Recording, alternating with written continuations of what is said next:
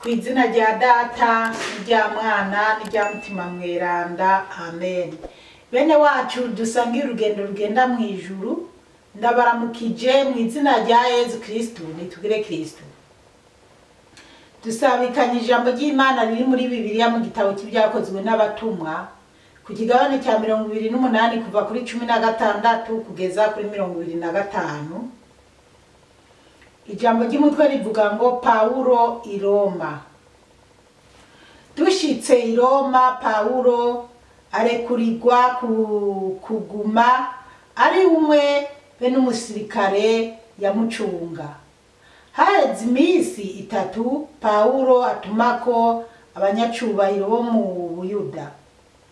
Bamaze gukorana arababwira ati, bene wacu jewe nta kintu nacumuye ari ku by'igihugu canke ku migenzo y'abasokuru y'amararaba ndi mwibohero kuva i Yerusalemu ndi mu minwe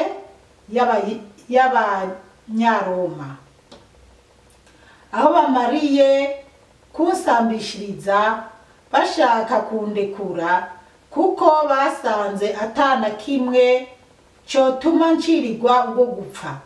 Ariko abayuda babyanse, nca mbona ntegerezwa kungururiza kwa Sezari.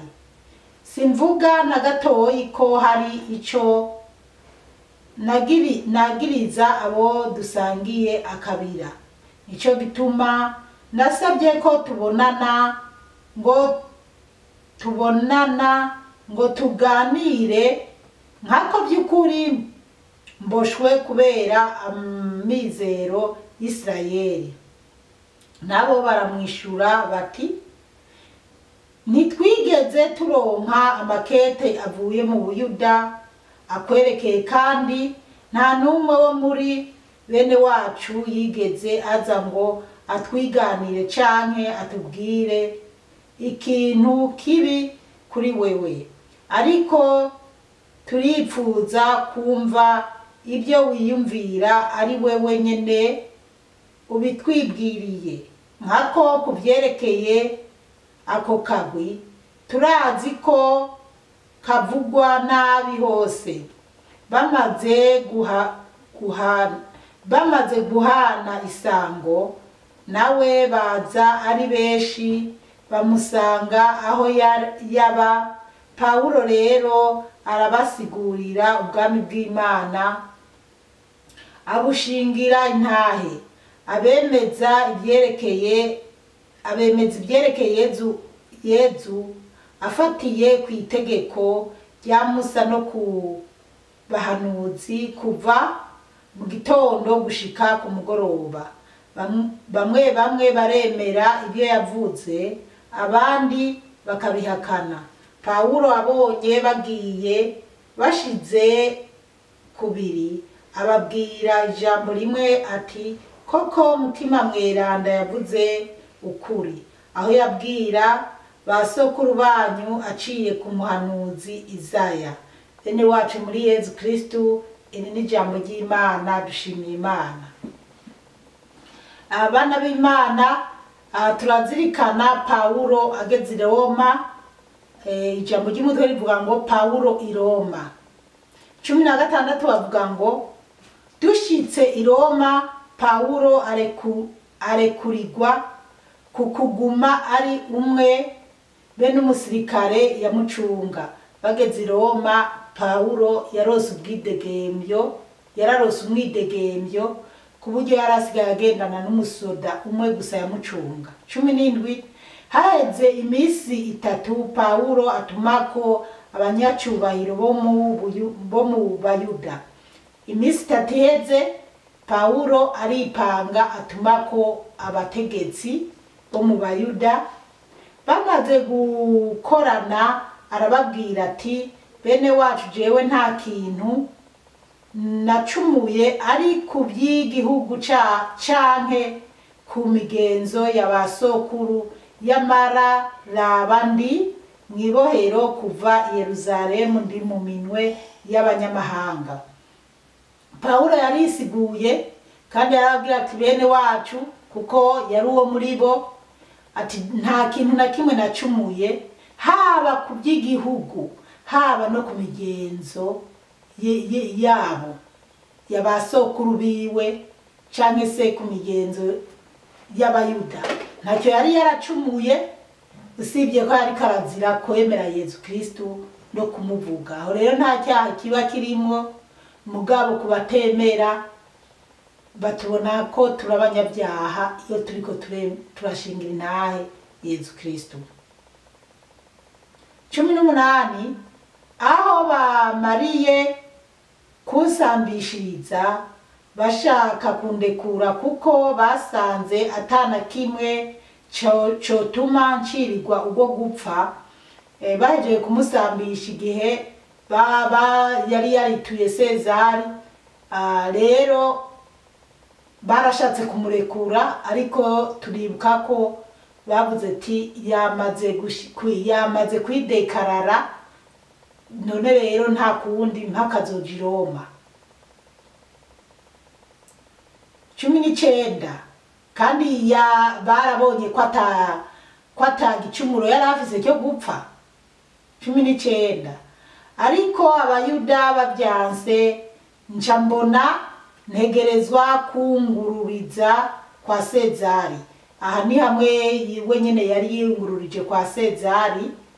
Simvuga na gatoyi ko hari ico nagiriza abo dusangiye akabira. Arisigura ko atakintu yagiriza abo basangiye ubwoko, nimba arabo bahutu canke abatutsi canke abatwa, ariko abayuda. Nico gituma nasabye ko tubonana ngo tuganire, nkako by'ukuri mboshwe kubera amizero y'Isirayeli. Ubwo aravuga ati nubwo mboshwe, nubwo niko ndatotezwa, ni kubera amizero ya Isirayeli. Amizero y'Abanyisirayeli rero murazi ko ubu Yezu yavukiye mu Banyisirayeli, muri Isirayeli. Yezu abo Banyisirayeli aribo Bayuda nibo bamwishe, Abayahudi aribo b'Abajudayizmu idini ryabo. Rero ariko ntibigeze bemera ko ari Yezu yavutse, bamwishe bamupinga ngo ariko ariyemera ngo ni umwana w'Imana kandi atari umwana w'Imana. Na Pawulo yaramupinga, mugabo Yezu araraba tereka ntore umwe muri mwebwe abashingira intahe by'ukuri. Abonekera rero Pawulo ariwe Sawuli kugira yemeze bene wabo, mugabo Pawulo nawe baramupinga, ariko hariho abamwemera hakaba n'abamupinga. Imana idutabare cyane. Nkako by'ukuri mboshwe kubera amizero y'Isirayeli. 21 nabo baramwishura bati ntitwigeze turonka amakete avuye mu Buyuda akwerekeye, kandi nta numwe wo muri bene wacu yigeze aza ngo atwiganire canke atubwire ikintu kibi kuri wewe. Rero Abayuda n'Abafarizayo ntibigeze baja i Roma ngo bavuge ingorane Pawulo ariko arahura nabo canke se Sawuli ariko arahura nazo. Baramutoteje, baramupfunga, baramugirira nabi uko bishakiye, kandi yarandika amakete, ariko nta kete na rimwe ryigeze rigera i Roma ngo bumve akababaro Pawulo yararimo bashobore kumugwanirira canke kuvuga ati ni mumuzani wacu tumucira urubanza. 2 avuga ngo ariko turipfuza kumva ibyo wiyumvira ari wowe nyene ubitwibwiriye. Baramuha umwanya mwiza ngo ababwire ibyo yiyumvira, ibyo yipfuza, ingene byamugendekeye ari wenyene, ari Pawulo nyene ariko arabyivugira. Muribuka hahandi Agripa yamubwira ati noneho Pawulo urasaze, ubwenge bwawe bwishi buragusasije. Rero nabo bashaka ko yobisubiramo akabasigurira ingorane zatumye ahura n'ibyo bibazo byose yagiye aracamo. Nkako kubyerekeye ako kagwi turazi ko kavugwa nabi hose, ariko barongera barabamubwira ati turazi neza ako kagwi ko kavugwa nabi hose. Ako kagwi katoteza Pawulo, ariko ni ka kagwi na Pawulo yararimwo batoteza abakristo. Pawulo aza kugirirwa ubuntu akavamo, abagasigayemo murazi nibo bagumye bahama Pawulo. 2:3 bamaze guhana isango nawe baza ari benshi bamusanga aho yaba. Bamaze guhana isango ngo baje ari benshi basanga Pawulo aho yaba.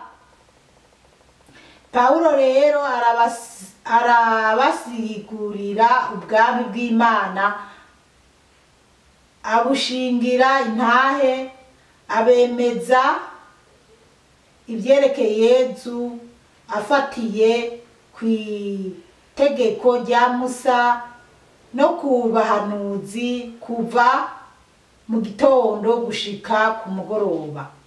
Pawulo rero baje ngo ari benshi. Pawulo rero atangura kubigisha, ababwira ibya Yezu Kristo, kandi yisunze ibyo kuva kuri Musa, ibyo abahanuzi bagiye baravuga. Pawulo arabibabwira byose, arabibasigurira. No kuvuga hari byinshi twagiye tubona yagiye asigura, naba yarabibasiguriye. Rero reka turabe uko babyakiriye. 2:4 bamwe baremera ibyo yavuze, abandi bakabihakana. Ngo bamwe baremera ibyo Pawulo ariko aravuga, ngo ariko abandi bakabihakana. Imana idutabare cyane. Hari abemera Pawulo bakumva koko ko ariko aravuga ukuri, hariho n'abahakana ko ibyo Pawulo avuga atari byo, ko bamubona nk'umusazi. Imana yo mu ijuru iduhe gutahura cyane. Rero uko byogenda kose, hari igihe Imana yemera ko duca mu bigeragezo kugira aho turiko turaca tugende turashinga intahe. Pawulo yagiye arahura n'ibigeragezo bikomeye byo gupfungwa, byo gufatwa nabi, ariko hajya mu ibohero yavuze ubutumwa, mu bwato yagiye aravuga ubutumwa, aho bwabamenye aravuga ubutumwa. Urumva abana b'Imana, igihe cyose uzoba uri mu kigeragezo ntuzovuge ngo Imana yampevye yantaye, uzomenya uti ibyo ari byo byose hariho ikintu Imana iri kirampigako, hariho ikintu Imana iri iragorora muri jewe.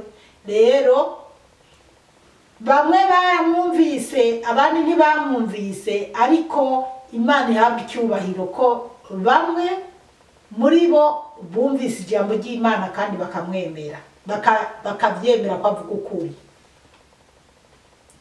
2:5 havuga ngo Pawulo abonye bagiye bashize kubiri, ababwira ijambo rimwe ati. Pawulo yabonye bagiye bashize kubiri, bamwe babyemeye ko avuga ukuri ko Yezu yapfuye akazuka, abandi kandi ko ari umwana w'Imana, kandi ko yavuye mu ijuru, kandi ko Yezu ari Imana. Abandi tuwo mwangushi ariko arabesha, uwo Yezu siwe, ibiki bamwe babipinga.